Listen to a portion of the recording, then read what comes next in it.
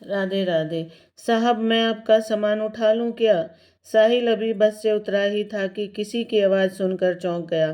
पीछे मुड़कर देखा तो एक उसी की ही उम्र का लड़का फटे पुराने कपड़े पहने उसके सामान की तरफ देख रहा था। साहिल ने उसे टालते हुए कहा, नहीं, मैं सामान खुद उठा लूंगा।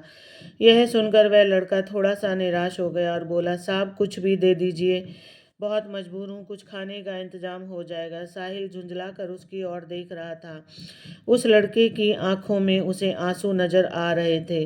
फिर उसने गौर से देखा तो समझ में आ गया, यह तो उसके बचपन का दोस्त राहुल है।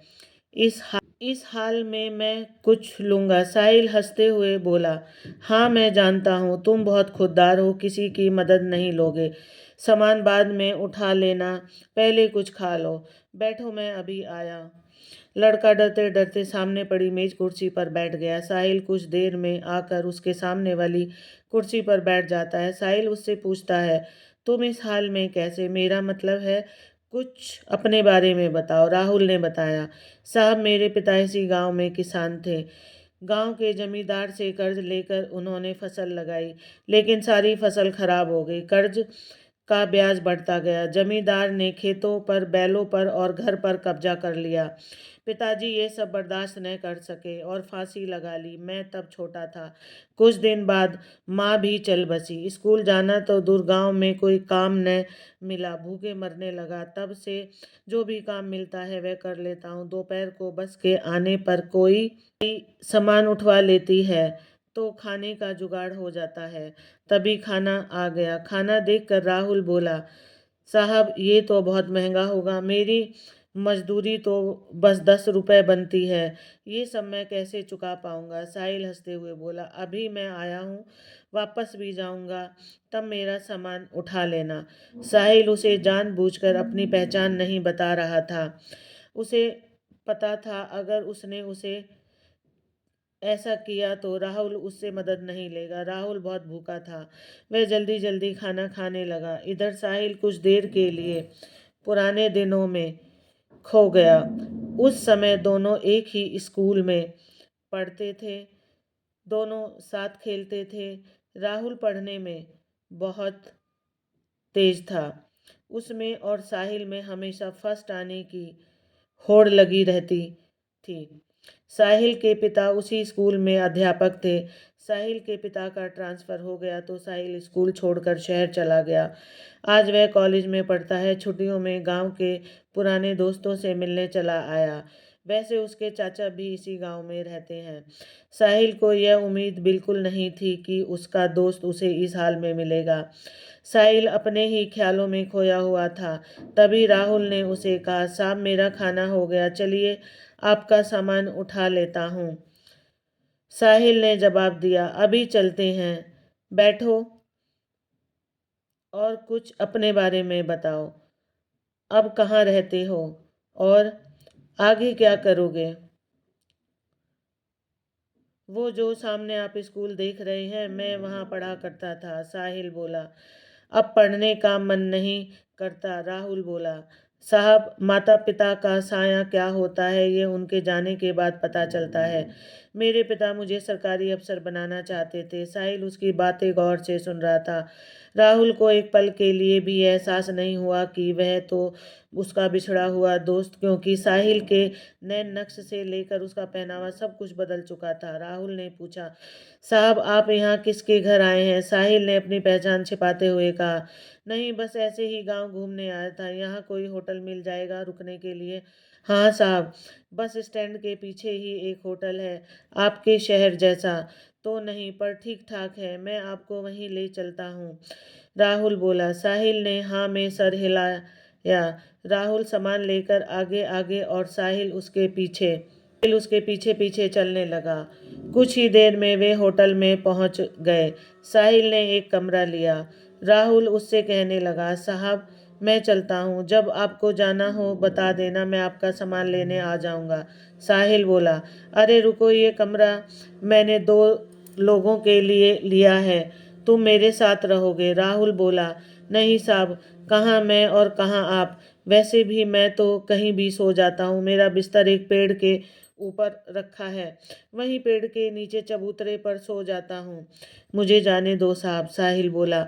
मुझे तुमसे बहुत सी बातें करनी है। जब तक मैं यहाँ हूँ तुम मेरे साथ रहोगे। मैं यहाँ किसी को जानता नहीं हूँ। तुम मुझे पूरा गांव घुमाओगे। राहुल कुछ नहीं बोला। कमरे में सामान रखने के बाद साहिल राहुल को लेकर एक कपड़े की दुकान पर पहुंचा। उसे नए कपड़े दिलवाए, नए जूते दिलवाए, फिर उसे लेकर होटल आया। उसने राहुल की जरूरत का हर सामान खरीदा और उससे कहा, तुम नहा धोकर ये कपड़े पहनो, मैं अभी आता हूँ। राहुल को कुछ समझ नहीं आ रहा था। उसने नहा धोकर नए कपड़े पहने और अपने आप को शीशे में देख ही रहा था। तभी साहिल आ गया। राहुल अपने कपड़ों को देखकर रो रहा था। साहिल बोला, क्या हुआ, कपड़े अच्छे नहीं हैं? राहुल बोला, नहीं साहब, माँ की याद आ गई। वो अपने हाथ से सिल कर कपड़े पहनाया करती थी। कल मैं आपको अपना घर दिखाऊंगा जो जमींदार ने हथिया लिया। साहिल उससे बैठकर बातें करने लगा। कितना कर्जा है तुम्हारा? राहुल ने कहा, साहब सब मिलाकर 50-60 हजार था। अब तो 80-90 हजार हो गया होगा। काफी देर इधर उधर की बातें करने के बाद दोनों सो गए। सुबह साहिल राहुल को लेकर गांव घूमने गया। वहां राहुल ने अपना घर दिखाया जो बंद था। फिर वह उस पेड़ के नीचे ले गया जहां कल तक वह सोता था। राहुल बोला, साहब यह पेड़ ही मेरे माँ बाप हैं और मैं यहीं सोता हूँ। साहिल बोला, राहुल मैंने तुमसे झूठ बोला था। मैं गांव घूमने नहीं, सिर्फ तुमसे मिलने आया था। यह सुनकर राहुल चौंक गया। साहिल ने बताया, मैं तुम्हारे बचपन का दोस्त साहिल हूँ। यह सुनकर राहुल गौर से साहिल के चेहरे को देखने लगा। उसे अब उसमें अपना दोस्त नजर आने लगा। उसकी आंखों से टप टप आंसू बह रहे थे। साहब आप, वह कुछ बोलता इससे पहले साहिल ने कहा, साहब नहीं, साहिल तुम्हारा दोस्त। राहुल कुछ बोल नहीं सका। वह बस टक टक साहिल को देखे जा रहा था। उसके अंदर का सैलाब अब उमड़ने लगा था। इतने सालों का दर्द उसकी आंखों से बह रहा था। आज उसका कोई अपना उससे मिलने आया। इस बात पर उसे भी विश्वास नहीं हो रहा था। साहिल ने उसे चुप कराया। फिर वह उसे लेकर अपने चाचा के घर गया। साहिल के चाचा सब पहले से जानते थे। साहिल ने उनसे कुछ बात की। साहिल के चाचा एक संपन्न किसान थे। उन्होंने अपने साथ कुछ और किसानों को इकट्ठा किया और जमींदार के घर पहुंच गए। साहिल के चाचा ने जमींदार से पूछा, इसके पिता पर कितना कर्ज है? जमींदार ने अकड़ से कहा, कौन चुकाएगा? इसके पास तो फूटी कौड़ी नहीं, नहीं तो इसका बाप फांसी नहीं झूलता। सब मिलाकर 1 लाख है। साहिल ने अपने चाचा को इशारा किया। उन्होंने बैग से 1 लाख रुपए निकाल कर जमींदार के सामने रख दिए और कहा, इसके खेत, मकान और बैल अभी वापस चाहिए। जमींदार यह देखकर घबरा गया, लेकिन इतने लोगों के सामने कर भी क्या सकता था। घर की चाबी और कागज वापस कर दिए। बैल उसे बैल उसके घर भिजवा दिए। वहां से निकलकर साहिल बोला, चाचा जी, शहर पहुंचते ही आपके पैसे लौटा दूंगा। चाचा जी ने कहा, कोई बात नहीं बेटा, तुम बहुत नेक काम कर रहे हो। फिर उन्होंने और किसानों ने के सामने राहुल से बोला, बेटा, तुम्हें तुम्हारा सब कुछ वापस मिल गया।